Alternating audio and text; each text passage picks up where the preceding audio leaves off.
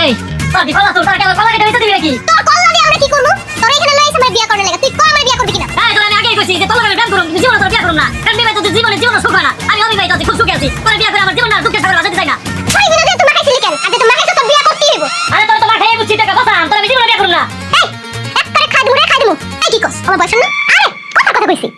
এই শান্ত শোন, তুই যদি আইস কামুনিরে বিয়া না করস তাহলে আমরা তিনজন মিললা তোর এমন অবস্থা করব তুই তোর এই মুখ আর সমাজে কাউরে দেখাইতে পারবি না। কি কস আমি আমার মুখ দেখাইতে পারব না কেন তোরা তেরোটা মিলে কি আমাকে বাঁচাতে দিবি আমার জ্বালা তোমাকে মাফ করে দেবো কেন রে?